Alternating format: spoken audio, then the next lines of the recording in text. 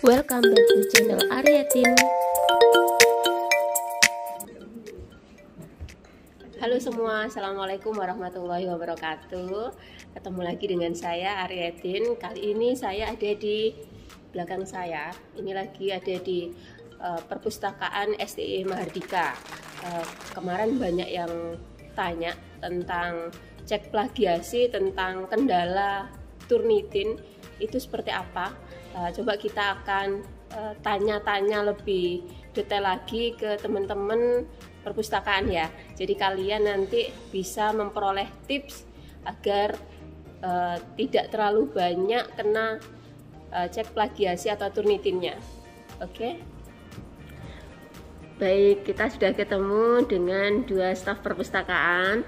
Yang pertama bisa diperkenalkan dengan Kak siapa? Perkenalkan, nama saya Risa. Saya membantu di bagian perpustakaan bersama rekan kerja saya. Perkenalkan, nama saya Kak Hilda. Saya juga sebagai staf di perpustakaan STI Mahardika Surabaya. Oke, baik. Bisa dijelaskan nih untuk cek plagiasi dan Turnitin itu prosedurnya seperti apa, Kak? Jadi untuk prosedur Turnitin sendiri, pembayaran bisa melalui virtual account sekarang. Jadi mahasiswa itu tidak perlu datang ke kampus ya. Jadi untuk pembayaran via virtual account bisa dicek di SIAM masing-masing mahasiswa. Atau kalau misalnya ada yang problem atau invalid bisa ditanyakan di bagian keuangan. Nanti kalau misalnya sudah dapat virtual account nanti bisa melakukan pembayaran 25.000 untuk 2 kali cek. Jadi mahasiswa silakan untuk mengirimkan bukti transfer dan file yang akan dicek dengan format-format yang sudah kami tentukan. Bisa join aja di grup Telegram ya. Terus nanti ditunggu aja estimasinya 1-4 hari. Biasanya yang paling banyak kendala mahasiswa itu apa aja sih Kak ketika akan melakukan proses cek plagiasi? Memang hampir banyak kendala yang kami para staf perpustakaan alami. Mungkin karena banyak mahasiswa juga pingin yang instan, cuman tetap harus mengikuti prosedur. Ada beberapa kendala, salah satunya ada yang namanya hidden text. Itu biasanya mahasiswa melakukan penambahan huruf yang disembunyikan. Tapi kita pihak perpustakaan bisa melihat itu. Yang kedua biasanya melakukan typo. Nah itu kalau typo semisal 1 kata 2 kata mungkin masih bisa dinalar. Tapi kalau lebih dari itu berarti secara logika kan itu disengaja ya. Terus yang ketiga ada menggunakan bahasa-bahasa yang aneh dan sulit untuk dipahami. Mengingat kalau untuk skripsi ini nanti kan kedepannya juga dibaca oleh mahasiswa yang lain. Jadi diharapkan untuk membuat kalimat itu yang sewajarnya aja dan mudah dipahami oleh mahasiswa. Kemudian ada juga kalimat yang dibuat menjadi gambar.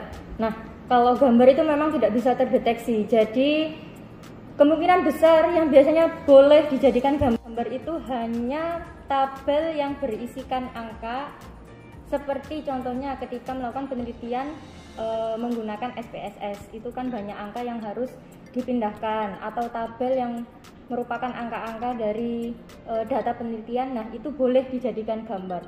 Namun selain itu tidak boleh. Semisal contoh penelitian terdahulu biasanya dibuat sebagai tabel. Nah itu tidak boleh dibuat gambar karena memang itu harus menggunakan bahasa sendiri.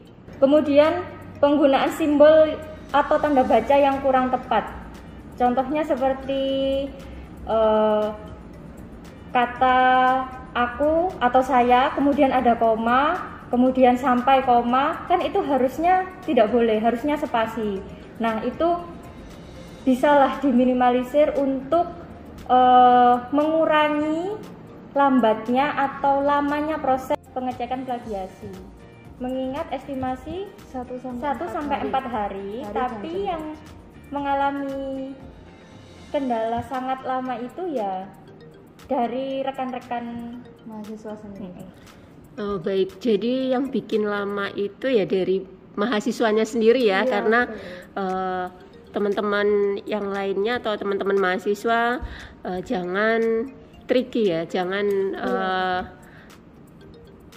terlalu bikin yang aneh-aneh nih. Jadi kalian nanti menghambat teman-teman dari staf perpustakaan untuk proses cek plagiasi itu sendiri. Yang bikin lama itu ternyata ya. Kira-kira ada tips dari teman-teman perpustakaan bagi para mahasiswa biar tidak terlalu banyak kena cek plagiasi di Turnitinnya itu seperti apa? Jadi memang cuma paraphrase aja. Jadi untuk mengurangi persentase hasil plagiasi memang caranya hanya paraphrase. Nah, untuk itu mahasiswa bisa mengkoordinasikan dengan masing-masing dosen pembimbingnya terkait bagaimana caranya paraphrase, kalimat-kalimat yang digunakan itu kalimat yang seperti apa, bisa dikoordinasikan dulu dengan dosen pembimbingnya. Jadi begitu dikirim, filenya itu sudah clear dan sudah di ACC sama dosennya, seperti itu. Karena memang ada beberapa mahasiswa bilangnya sudah di paraphrase nih, sudah koordinasi dengan dosen pembimbing. Tapi terkadang memang benar ketika dilihat dengan file yang sebelumnya memang tidak sama. Namun kata-kata atau kalimat yang digunakan melainkan itu adalah kata-kata yang bukan standarnya. Jadi mengapa selalu kita kembalikan? Hasilnya tuh kita kembalikan bahwasanya itu belum memenuhi persyaratan. Karena hasil akhir dari skripsi akan dibaca oleh adik tingkat atau mahasiswa di luar kampus STIA Mahardika Surabaya. Kalau kita ngomongin terkait cek plagiasi, Turnitin, itu kan sebenarnya banyak software juga yang ditawarkan apalagi di sosial media ini lagi rame ya, cek plagiasi menggunakan beberapa aplikasi.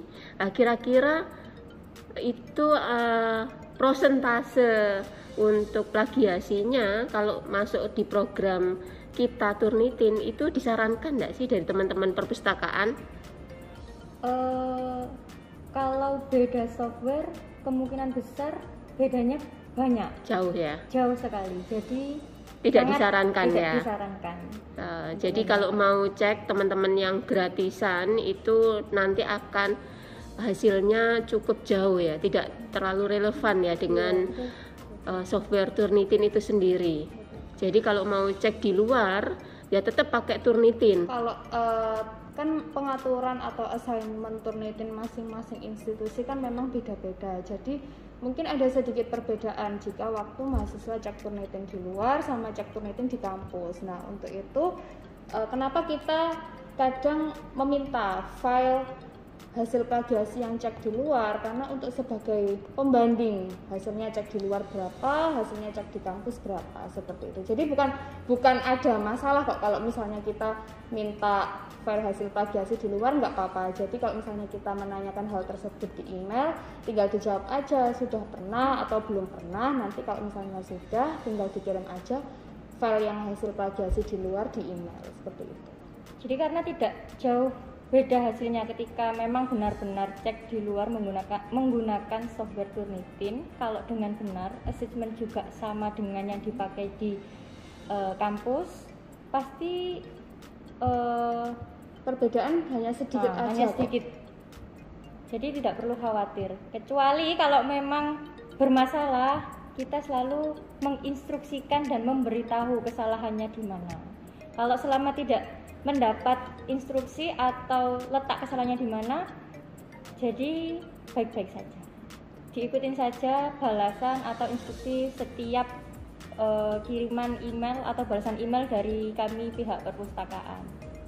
Oke, dirasa cukup jelas informasi dari teman-teman perpustakaan.